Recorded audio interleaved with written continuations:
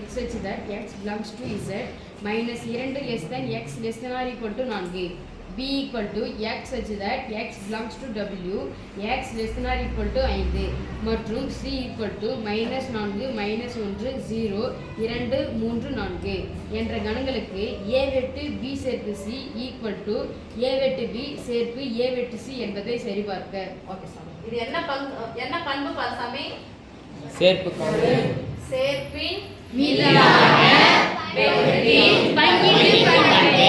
என்ன பண்புன்னா பங்கீட்டு பண்பு. என்ன பங்கீட்டு பண்பு? வெட்டின் பங்கீட்டு பண்பு. என்ன வெட்டின் பங்கீட்டு பண்பு? சேர்ப்பின் மீதான வெட்டின் பங்கீட்டு பண்பு. சரியாமா? கொடுத்திருக்கிற கணக்கு ஏவையும் கணக்கட்டமைப்பு முறை கொடுத்துட்டாங்க, பிஏயும் கணக்கட்டமைப்பு முறையில கொடுத்துட்டாங்க, சிஏ மட்டும் பட்டியல் மூலம் அது தனித்தனியா எழுது. ஏபிசிடி இருந்தாலும் சரி 1 2 3 இருந்தாலும் சரி எப்படி எழுதலாம்? எழுதலாமா?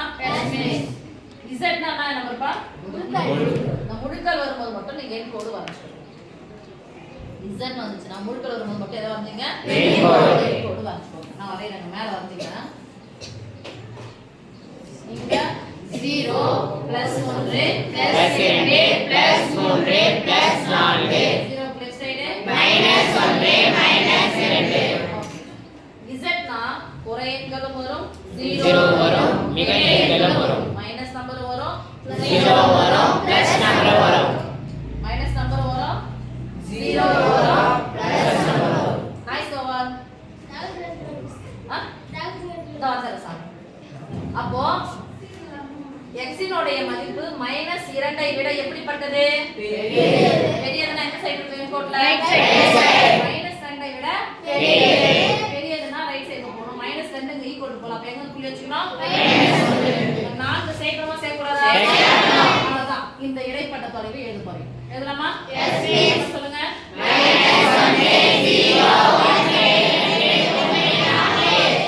Okay yes please. b equal to x இனுடைய மதிப்பு 5 மற்றும் 5 ஐ விட சிறிய முழு எண்கள்.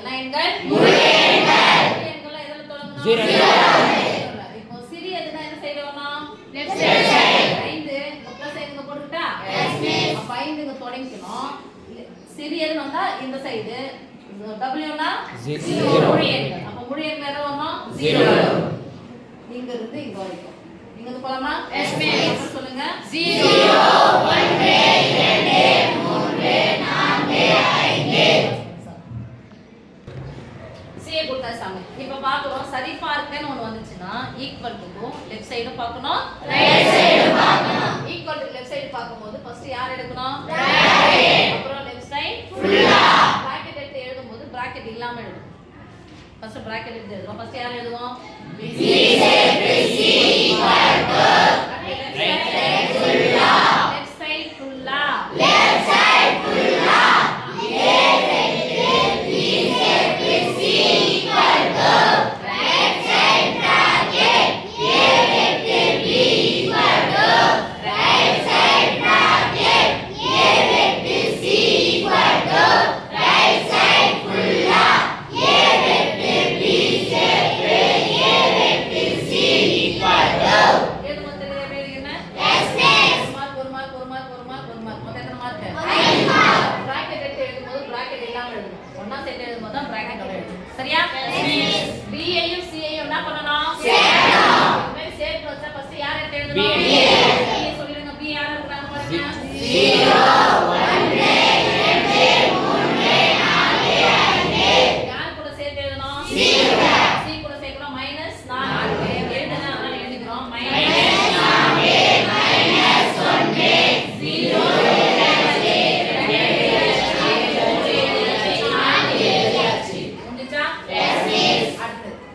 யார் கூட வெட்டுனது கம்பேர் யார் வேல்யூ வைக்கணும்? a உள்ள வேல்யூ வைக்கணும். b சேர்த்து c ல வேல்யூ வைக்கணும். இதுல இருக்கிற உறுப்பு இதுல இருந்தா எடுத்து எழுதுங்க. இல்லனா என்ன பண்ணிடலாம்? விட்டுறோம். -1 எழுதிக்கலாமா? Yes miss. அடுத்து 0 எழுதிக்கலாம். 1 2 3 4 ஓகேவா? Yes miss. சமன்பாடு 1 அடுத்து யார் இருக்காங்க பாருங்க. வெட்டுனா என்ன பண்ணணும்? ரெண்டுத்தையும் a வுலயும் b லயும் வச்சுக்கணும்.